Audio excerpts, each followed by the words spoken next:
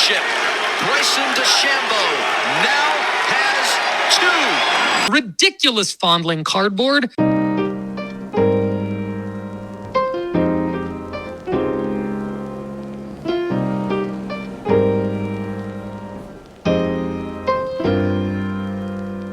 What is up? Welcome back to Fondling Cardboard. I'm your host, Mike Lakusta, aka the Golf Card Collector. Congratulations to Bryson Dechambeau and the Bryson Dechambeau card collectors out there for his second US Open win and his second major title. It was a huge win. It was a milestone in his career. And honestly, I would say it's a very important pivot in how the community views Bryson DeChambeau. The golf community, the collecting community, everything. Bryson cards are blowing up. We see his name all over the pages, all over Instagram, all over Facebook, heck, even all over my collection. And I sold my biggest Bryson DeChambeau card because, of course, when hype is at its highest, that's the time to let your cards go if you care about getting your maximum return. I did not really treat it like an investment. I really enjoyed that card. I was happy with the price I paid when I bought it. And then when this all happened, I still loved the card, but when somebody was willing to pay 3-4 times what I paid for it, that'll help me fund a lot more collecting. And so I decided to pull the trigger. I'll share a little bit more about that card pretty quick here. But first, I wanted to get into a bit of like a summary of Bryson DeChambeau's legacy, his career, and I've broken it down into 5 different phases. We've now recently entered phase 5, and we're going to get into that really quick here. And then after that, we are going to share a little bit of a update about Bryson DeChambeau cards, talk about some of the desirable cards, collectible cards, what's happening with his prices. Then we're going to share a bit of a story from a Bryson DeChambeau super collector. And then we do have some mailbag questions this week. I'm not sure if I'll get to them today. So if I don't, then keep an eye out for next week's episode because I definitely will get to them then. Phase 1 in the Bryson DeChambeau story is his amateur and early professional career, which is around 2015 to 2017. In 2015, Bryson DeChambeau made headlines by winning the NCAA Division I championship and the U.S. Amateur in the same year, joining a very elite group of golfers to achieve such a feat. In 2016, he turned pro, immediately came top 5 at the RBC Heritage Classic, and in 2017 secured his first PGA Tour win at the John Deere Classic, solidifying his status as a rising star in professional golf. Phase 2 is the scientist. And this is where things really start to get interesting. There's a lot of twists and turns coming up ahead in the upcoming phases, but this is when people start to know Bryson. His personality starts to shine through. It is obvious that he's a data-driven golfer. He's an innovator. He was the first guy, or the most prominent, to be using single-length irons. So all of the irons in his bag, including wedges, are, I think, the length of a 5-iron or 6-iron. I think it's a 5-iron. He had all kinds of crazy calculations going on at all times on the golf course. He'd be opening up his book with all kinds of notes about, air pressure, humidity, temperature. He'd be talking to his caddy, and they'd be talking about, certain amount of bar pressure at a certain elevation above the green at this particular climate, blah, blah, blah. It was fascinating to listen to as an engineer. I'm not going to pretend like I understood what he was talking about, but, I understand the jargon, and it's fascinating to me that he's able to incorporate that into his gameplay. He's doing chips, for instance, and rather than going by feel, which I've learned he actually does have incredible golf feel, but he, as opposed to that, he prefers to try and build sort of a robotic response in his muscle memory so that he doesn't have to rely on the feel. And he can only pull the feel out when he needs to, when there's a treble lie or something like that. So he'd be chipping, and he and his caddy Tim at the time would, say, well, this is a 35-degree backswing. And then, they'd say, and play it, all the way through as if it's a 40-yard punch and run. Like, they would have these kind of numbers, these set numbers for every kind of shot, and he would just memorize them in his body in addition to his mind. So it was fascinating to see. He definitely was a captivating, personality, a bit of a strange guy. And of course, on top of all that, he had a, one of those Payne Stewart style of hats, which nobody else wore on tour, so you could tell Bryson from a mile away. Then we enter phase 3, which I have reluctantly called the physical transformation, because I was tempted to call this the meathead phase.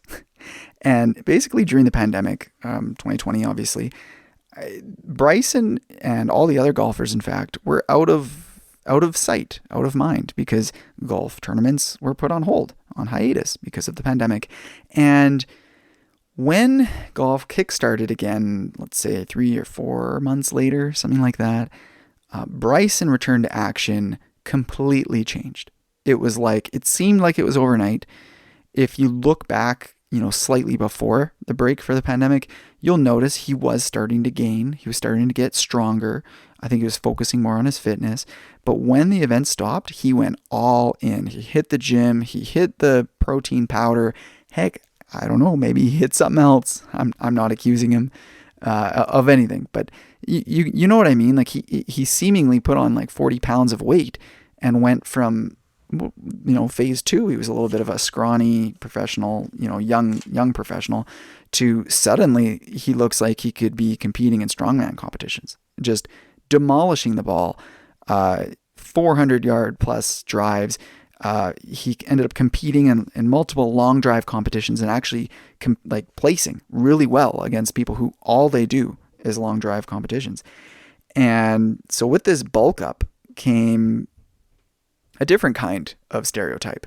He was no longer really viewed as the scientist, and that actually kind of rubbed me the wrong way, because I always admired him for his intelligence, his unique approach to the game, and suddenly people are just thinking of him as this meathead. And to back that up, suddenly there's this feud with Brooks Koepka, fueled by, it was one of the majors, I want to say PGA, maybe it was the US Open, where Brooks Koepka was getting interviewed, and behind him Bryson DeChambeau was wearing his metal spikes, and he's walking on a concrete path, and you could just hear his metal spikes going behind Koepka as he's being interviewed, and Koepka just does this giant eye roll, and he ends up, this ends up making headlines. I don't remember if they ended up having much of an exchange back and forth. Maybe there were some tweets or something like that. But then at the same time, Bryson was also being accused of some slow play, and Brooks was the first guy, the main guy on the PGA Tour to be accusing people of slow play and really knocking that aspect of the game. And Brooks, is not really known for his intelligence. I'm sure he's a smart guy, but he's known as a bit of a meathead. He's not the longest driver out there, but he can definitely put it out there. And, just his physical shape, he's a stockier, stronger looking guy. And so it was just sort of right for a matchup between him and Brooks and Bryson. Now, all of that was, not really that detrimental or not that negative, I guess, on Bryson's legacy. But there was a couple things that ended up really dampening his collectability and his trajectory in the limelight. And that was, he ended up winning the US Open at Winged Foot. And of course, it was amazing for him, and people were high on him. But shortly afterwards, approaching the Masters, which was played in the fall of 2020, he called Augusta National a par 67. And he was saying that because he was so cocky in how he was playing, and he could just bomb it as far as he wants, that he thought he could take all the par 5s out of play and, shoot a couple under par and shoot a 67. I guess that's 5 under par at Augusta, no problem. And that really insulted, I think, a lot of people. And it was kind of the first step in Bryson's temporary downfall.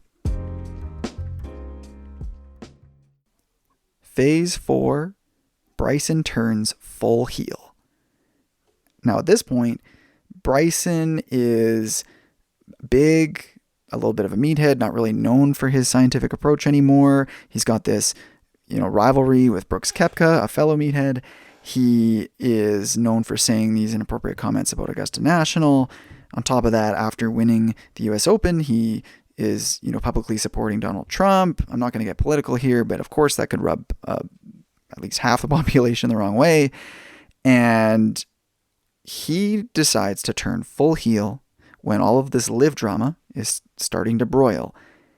And he accepts a contract from LIV.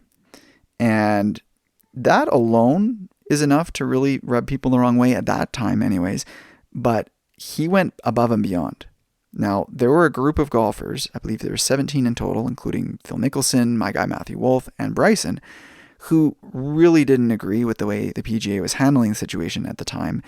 And Bryson wanted to fight it. And these other guys did as well. More casual, laid-back golfers like Dustin Johnson, for instance, just said, fine, PGA, you have every right to, exclude me from your events if you want to. And so I will forfeit my PGA license. I'm no longer a PGA Tour member. And Sergio Garcia did that as well. But part of this group of 17 who were putting up a fight, filing a lawsuit against the PGA, all this stuff, it just went further and further and further into making Bryson a bit of a villain. Phase 5, the mental transformation. Phase 3 is where Bryson beefed up, changed a lot of his appearance, a lot of his style, a lot of his following, and grew a little bit of an ego. Phase 5 is where he undoes all of that. During 2023, Bryson loses some weight. He starts managing some of the injuries that he's accumulated just from, I think, swinging the golf club too hard. And so he heals up. He slims down a little bit. He's still got some of the weight. He's strong, but he's balanced. He is the only guy that I am aware of, or that really stands out to me, on the LIV Tour who takes this rhetoric of grow the game, make the game a global phenomenon. He's the only one who takes it seriously. And I'm sure he's on LIV for the money. He's there for the flexibility. He's there just like everybody else. However, what Bryson starts to do is take it seriously. He's not just going on vacations on his time off. He starts a media campaign. He's got a whole team behind him for Instagram stories and whatever else. And a big part of that is his YouTube golf channel, where he's collaborating with celebrities and other professional athletes, doing challenges, doing collaborations, doing all kinds of stuff in an effort to reach the younger generation. And he is taking ownership of the game of golf, and almost like, I mean, he doesn't outright say this sort of thing, but in my eyes, I see it as like a redeeming effort. Like he's trying to make up for the fact that he took the bag of money, and he didn't run with it. He took the bag of money and said, I have an obligation now to uphold the mission that LIV has sold. And so I personally have really commended Bryson for doing that. And I think it started to put him in the right light. Now, of course, that none of that would matter if his on-field performance was not up to par, so to speak, or below par in this case.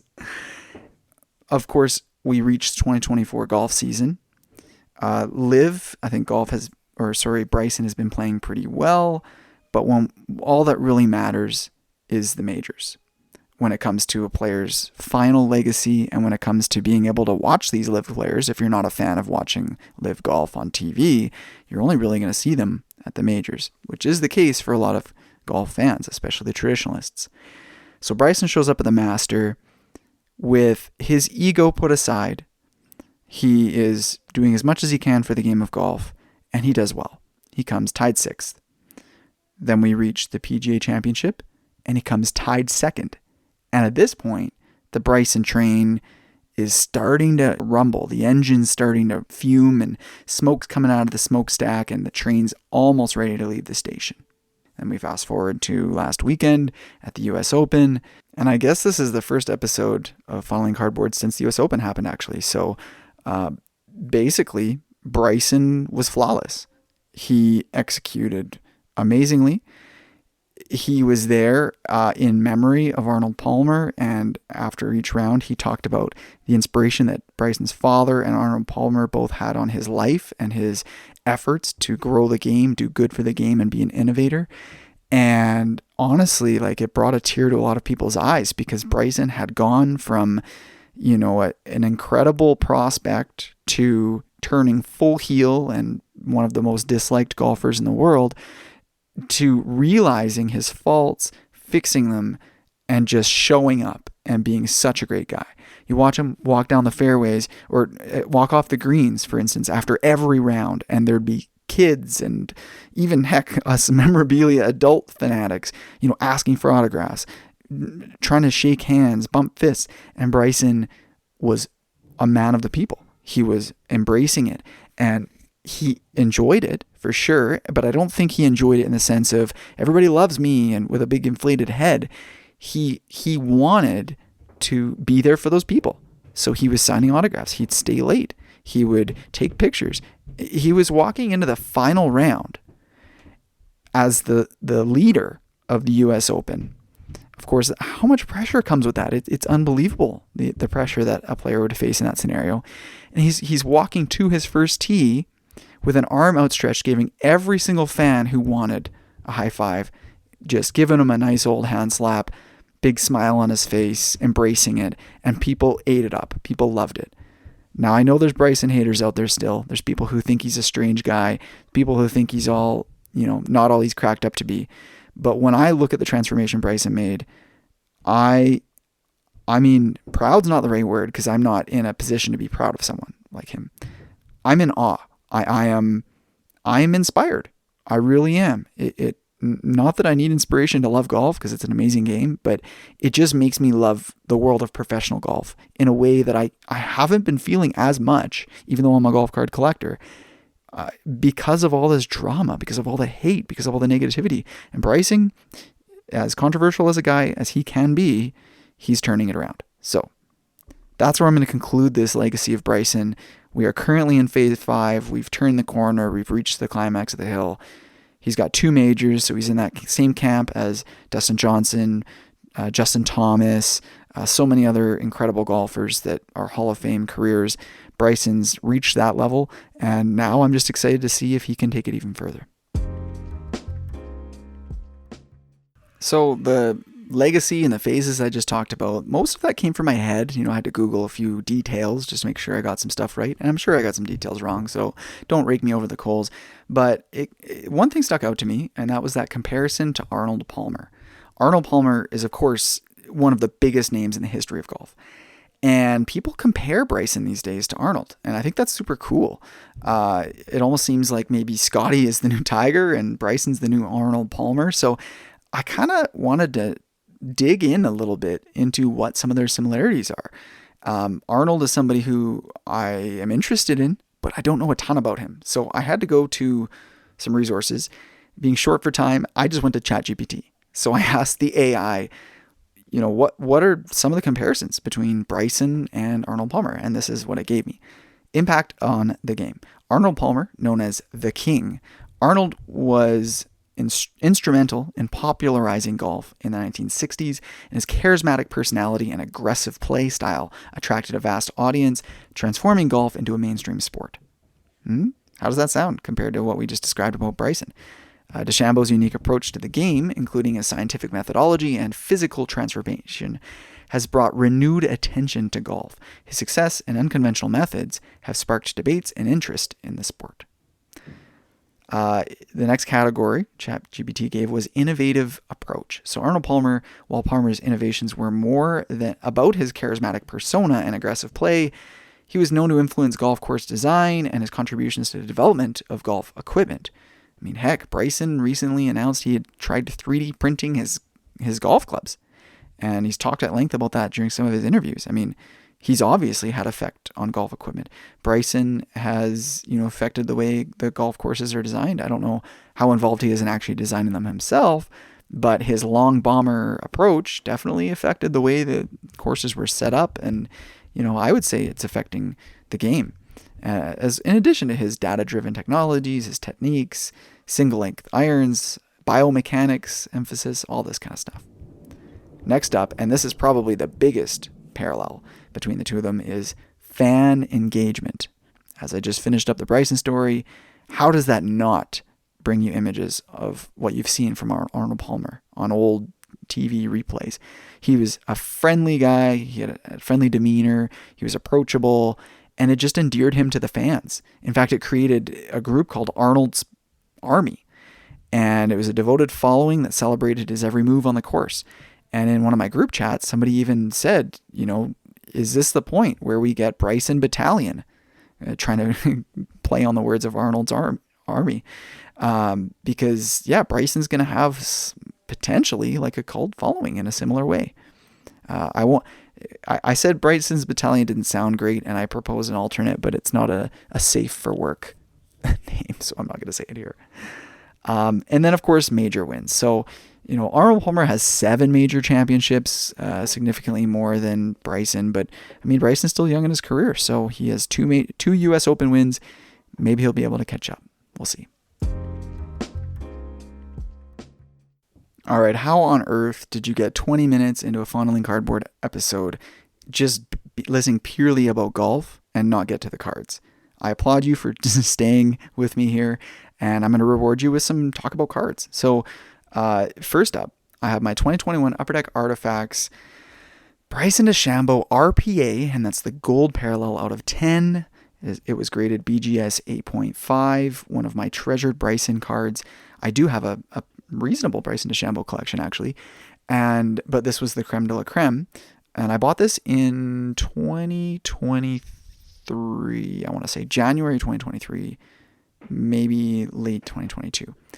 And of course, that was in the phase 4 of his legacy, which was full heel, the villain. Bryson cards were not really sought after. He was injured. He was playing on live. He was arrogant. He had a lot going against him, but I still believed in him because of his scientific methodology and approach. And so I bought this card, and it was on auction. I think it was $155, $160 US, something like that. And yeah, it was an awesome, awesome card. And I looked at that card, and I talked about it on the Golf Card Strategy Show, which I used to host with Paul Hickey from NoOffSeason.com and the Sports Card Strategy Show. And basically my explanation to him was, you know what? I still have respect for Bryson, even though the public eye doesn't. And when I look at a card like this is one of his best cards. This is his rookie patch auto out of 10 from the very first licensed set ever produced with Bryson cards. So it's his first RPA. It's out of 10. It's the most rare RPA version. It's just an incredible card in every way. Maybe there's a black out of 1 version of that. I'm not sure. But anyways. And I said, what's the worst that can happen? Bryson never wins another major. What if he never wins another PGA event? He already has a few wins under his belt, and he is a major champion. And whether or not he makes it into the Hall of Fame, he was a guy that was changing the way that the game was played. He was bombing the ball. He was single-length irons, talking about science around the greens. Like it was just a guy that fascinated me. And I said, worst case scenario, what could this card sell for? Worst case, $20, $40, $60. Like I couldn't see it being worth less than $50, $60. So if I could spend $150 on a card, even if it dropped down to that kind of value, let's say, and he vanishes off the planet, I would be willing to spend that amount of money on a card like that anyways. Whereas what's the flip side? What, Bryson wins another major, basically everything I just described in phase 5 of his legacy. He completely flips the script and becomes a fan favorite. I'd be able to sell that card. Well, sure enough, I did have it listed on eBay for a ridiculous price, over $1,000, whatever. And basically my way of fishing for offers. The kind of thing I don't allow in our Facebook group, Golf Cards and Memorabilia.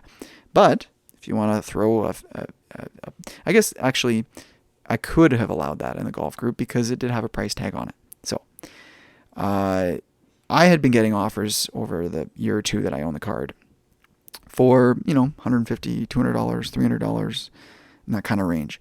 After he won the US Open, his cards skyrocketed. And it was actually after the end of the 3rd round, and he had the lead going into the final round, that I accepted an offer of $720 Canadian. So what is that? $550-ish US? So 3.5 times my original money. I'm not going to call it my original investment because I never viewed the card as an investment in the first place. And the lesson you can really get out of that is that if you want to buy a nice card, don't buy it with the intent of flipping it without a care in the world of the card itself. Buy something that you enjoy. And that way, if things don't go that player's way or your way with that card, then it's part of your personal collection. Don't spend a bunch of money on a card that you don't view as a piece in your collection. On the flip side, if things turn around or for whatever reason there's a selling marker where his prices skyrocket, it's the kind of thing where I'm willing to let it go because I can buy so many amazing cards for that amount of money. And the test that I give myself is, if I came across this card listed for that price on eBay, would I hit buy it now? Or would I say, wow, those cards have sure gone up, and someone will really enjoy that for their collection. But yeah, for what that is, that's outside of my budget. That's outside of my price range. And when I received the offer of $720 Canadian for that particular card, I said, man, I am going to miss this card. But I had some good time with it, a year and a half, whatever it was. And I enjoyed the card. But if I came across this listed for that price, I wouldn't hit buy it now. So to me, that means it's time to let it go. Now, I just got a giant shipment, the biggest mail day you can imagine, from Ship My Cards.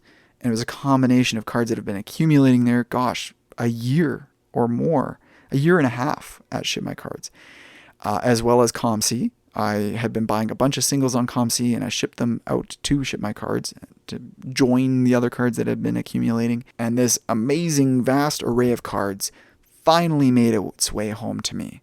And it's so cool.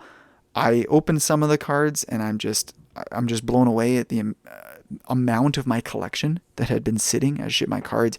And these are cards that I had never seen in hand before, and now I'm finally getting to really be with my collection, a significant part of it for the first time. It's honestly so exciting. Now, I started ripping through it and realized, you know what? The reactions I'm having and I'm feeling, it'd be really fun to get that on video. So I opened about half of it, and I thought, I'm just going to put this into a pile here, and I'm going to go set up a camera and my mic at another time, and I'm just going to record myself flipping through these cards again, and then opening up the second half of it completely fresh to get my first reactions. And I'm going to throw that up on the YouTube channel. So the YouTube channel is Golf Cards and Memorabilia. So yeah, check that out. I don't have any huge videos on there yet. There's a few box openings from the past and prize giveaways for the golf card pools, but I'm going to throw this up there and hopefully start posting more videos soon. And then, the last thing I'll talk about my own personal card stories is that back on May 17th, so about a month ago, I did an episode called PGA Championship, Anthony Edwards, Bobby Jones, Bryson DeChambeau, golf card pool, and mailbag. It was basically a hodgepodge of a bunch of different topics in one episode. But in the mailbag, I got a question saying, what are Bryson DeChambeau's best cards? And if you haven't heard it already, go back and listen to that episode, because I talked about basically a top 5. And I gave a top 5 of his absolute best cards, which were one of ones, from all the different sets, the key sets, his rookies, etc. And then a second top 5 list of my personal favorite Bryson cards. So go check that one out. Thank you so much to those of you who submitted questions to the mailbag. I'm running out of time in this episode because I also have to hit on this conversation with a super collector, a Bryson super collector. And so I have your questions noted down, and I will be addressing them next week's episode of Fondling Cardboard. As I alluded to earlier, there's a collector in my network who has a Bryson DeChambeau rainbow, including a 1-of-1 superfractor, or it looks like a superfractor. By Upper Deck, it's called a Golden Treasures. And I was asking this guy, his name's JB, if he'd be willing to come on the podcast. Turns out JB is very shy, didn't really want to talk and share his voice. However, he did provide a whole bunch of notes. And, I wasn't sure if I was going to share this with you guys, but hey, might as well run through it and see if there's some lessons we can learn out of this. So basically, I asked JB what motivates you to start collecting the 2021 Goodwin Champion set for Bryson DeChambeau to make this rainbow. And he kind of shared a story similar to mine. Started out collecting Pokemon as a kid in the 90s, and fast forward to the pandemic, and he found out they make golf cards. And of course, dove right in 2 feet first, just like a lot of people did during the pandemic. JB started looking at other genres, I assume he means different sports, and learning about Topps and Topps Chromium style of cards. And it turns out that Upper Deck does make Chromium style cards like Platinum. And as he was learning about Topps Chrome, he learned about superfractors, and they're some of the most amazing looking cards for those of you who aren't familiar. And it turns out that Upper Deck does make a superfractor style of card. They just call it Golden Treasures. and he kind of made it his mission to go looking for these golden treasures cards for some of the golfers that he collects. I'm sure you get the picture from there. One thing led to another, and he figured out a way to get the golden treasures of Bryson DeChambeau and finish up the rainbow. So I'm going to run through some of the questions I was asking him about the rainbow set. Maybe we'll get some learning tidbits out of this. Okay, first question. How long did it take you to complete the rainbow set? JB says, haha, honestly, I went pretty hard on this. I probably took me all of 2 weeks to complete the entire rainbow. And since 2021 Goodwin Champions has been out for quite a while, it was really easy to find the entirety of all the parallels by trading an Upper Deck E-Pack and going through COM-C for some of the more rare parallels. So then I asked him which card in the set was the hardest to find. And he said the Golden Treasure's one of one. As it's all about timing, I got lucky since all the parallels, both numbered and unnumbered, were readily available right after I got the one of one, either via E-Pack or COM-C. I'm just going to jump in there. Now, it's interesting because when I was trying to pursue my rainbow, which I did for Metal Universe Champions of Matthew Wolf, it was a chase. Like, I did kind of stumble into the one of one through an eBay auction, and I won it, fortunately. And then once I had the one of one, then I decided, you know what, I could do the whole rainbow. And the other parallels were not readily available. So I had to, buy up a few that I found on eBay, a couple on COM-C, and especially like the green parallels took forever for those ones to pop up finally on eBay. And yeah, like my mission, I don't know if it took me a year, but it took me a while, like maybe 6 months, 8 months, 10 months, something like that. So it sounds like JB basically, well, you know what, I'm going to talk about how he got the one of one. So I said, what was your reaction when you finally secured the one of one Superfractor? He says, I was super stoked about this, especially since I was doing a bit of back and forth with the eBay seller. We ultimately had landed on a pretty reasonable price, especially compared to their list. And it was luckily all timing based from when you're looking. So it's definitely super exciting when the right cards come up at the right time. So, I would say that JB, you and I probably started our rainbow missions in a similar way. We wanted a one of one that popped up on eBay. We secured it. Once you have the one on one, all right, it's time to do the rest of the rainbow. And that's an important lesson for those of you out there who want to collect parallels, because I've seen people posting in Facebook groups saying, hey, I'm trying to do the complete rainbow of this particular card that I like, but they don't have the one of one. They just have all of the other parallels. And I can't emphasize enough. The one of one is the rainbow. That is the only thing that matters in the rainbow. Even a card numbered out of 5 or 10 or even out of 2, there's another copy out there. For the one of one, it just takes one person to own it, and they're not willing to let go of it, or they don't know what they have, or they don't interact on social media, or they don't care about it and it never sees the light of day, or heck, it might not even be opened. It might be in a sealed product. You don't know where the one of one is. So don't start your rainbows until you have the one of one. All right. Back to the conversation with JB. So I asked him, can you share any interesting stories or experiences from hunting for the rainbow? And he said the first time he discovered the Superfractors or Golden Treasures was late last year, and he ran into the Colin Morikawa 2021 Goodwin Champions Golden Treasure. And I actually remember seeing that one auctioned as well, JB. That was, I think it went for $1,700 Canadian, so really cool sale. Anyways, back to JB's response. I did some research at the time, and I was like, holy crap, it's a golf card Superfractor. He tried bidding on the Colin card, was unsuccessful, and then luckily a few months later, the Bryson DeChambeau Superfractor or Golden Treasures surfaced on eBay. And obviously, Bryson had defected over to Liv, and a lot of the Liv guys' cards had tanked a bit, including Bryson. And I would actually say especially Bryson, because he turned full heel, so he was not really a fan favorite at that point. So he had a bit of back and forth with the eBay seller and was surprised that they did end up accepting an offer. And it was about that time that Liv golfers people were thinking they were going to start fade away and no longer contend in the majors anymore. And that did impact card prices and memorabilia, but it clearly wasn't the case. So how did you feel about this set compared to Bryson cards from other sets? And he says, SB Authentic and SB Game Used had some really nice autos and patch auto options as well. And there's definitely room for those in his collection alongside the multi-sport Goodwin Rainbow parallels. But ultimately, as a fan of golfers, he thinks there's room for both licensed and unlicensed products. And just happens that the unlicensed option is the only one with the superfractor option.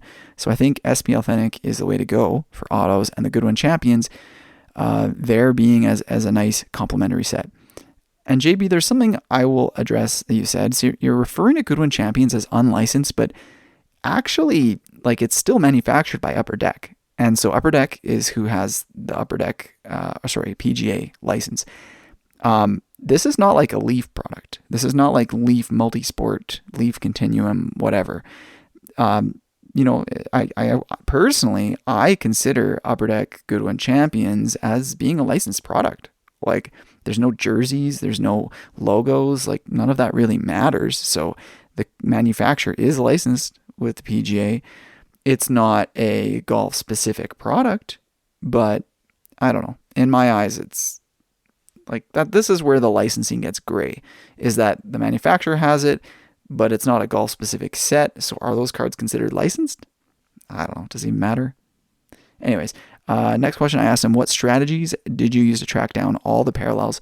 I guess he kind of explained that earlier. Next, do you have a favorite Bryson DeChambeau card and why? And he says he's a little bit biased. Definitely the Golden Treasure is one of one from Goodwin that he's got, especially since it's a rookie year superfractor as well. The design for this release is really well done, and the gold really pops in person. I'm just going to cut off the answer there because a couple thoughts jump to mind.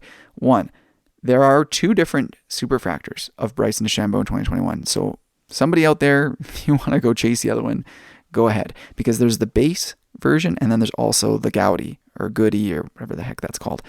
But I believe that do you have the Gaudy version? Anyways, so there's two. In 2022 Goodwin Champions, there's three. There's the base, the Gaudy, and I believe there's also the Splash of Color version.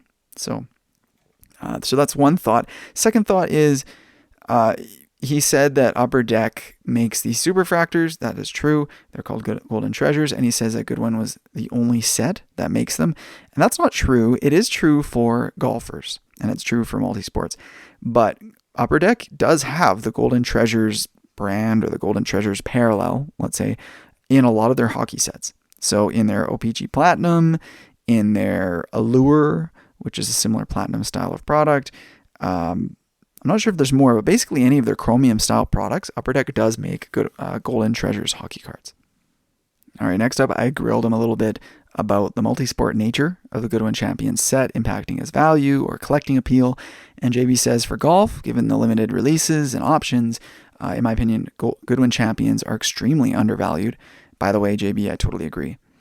Especially since you can find some amazing gems in these multi-sport cards, such as exquisite platinum chromium parallels, which are way nicer than some of the standard license releases. Again, JB, I totally agree with you with that. Just wait until Panini releases Prism later this year. You're going to love it. Although it's going to be the Live golfers. Maybe by then, Live and PGA will be the same thing, 6 months from now. Who knows? And then he says, at the same time, they're an amazing entry space for golf card collectors just getting into the hobby, since there's some really good value that you can find even for autographs in the multi-sport card space. Funnily enough, Tiger Woods cards in Goodwin Champion sets are officially licensed, that you can see his Tiger Woods logos on the cards, the TGR Foundation on the back of the cards.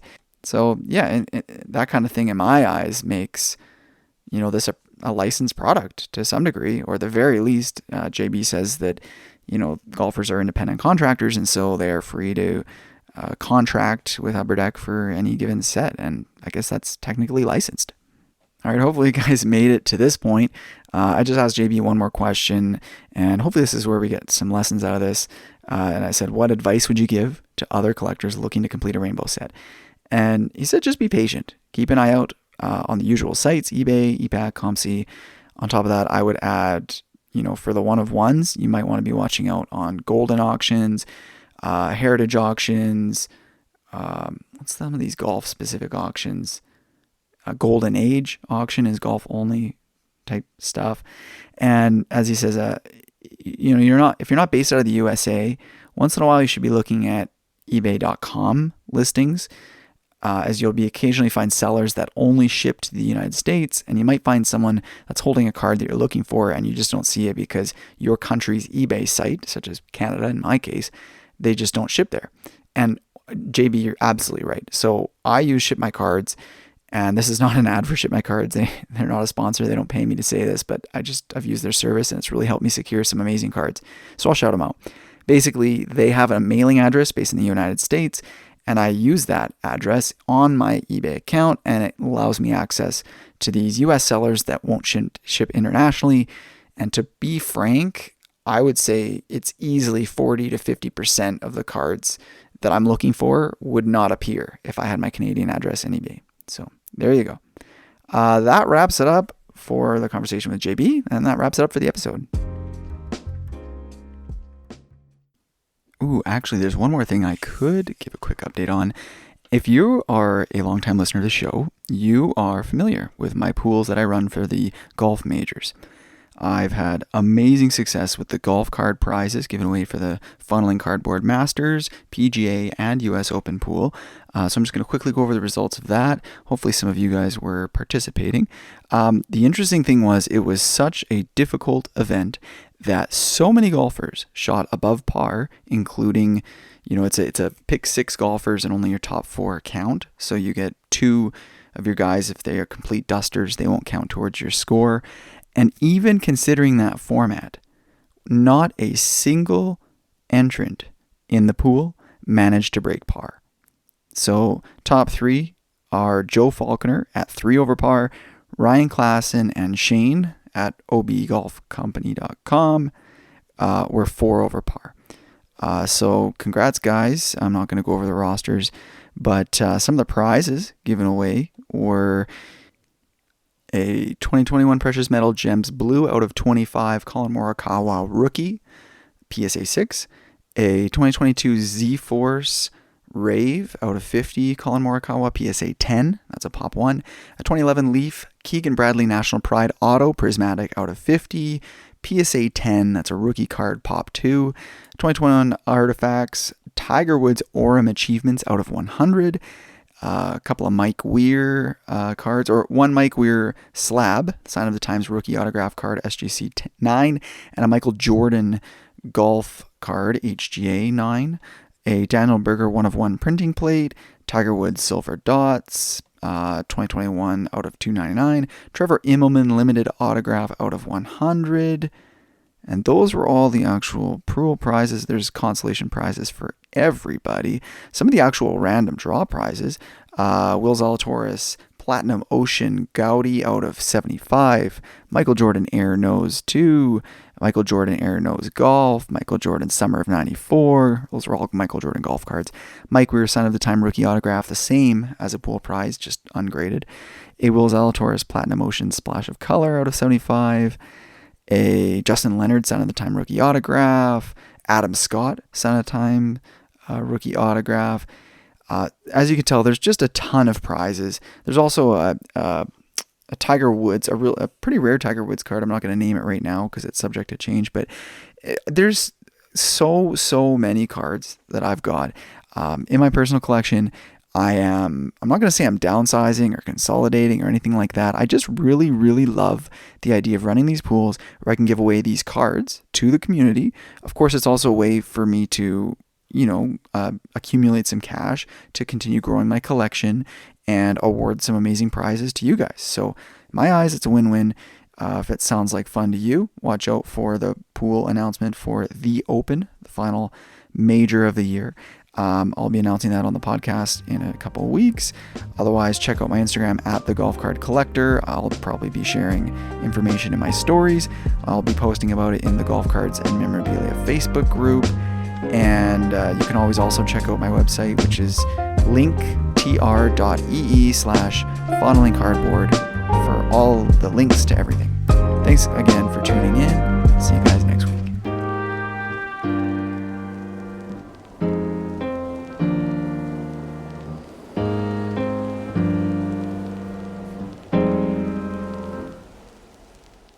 Ridiculous golf card collector.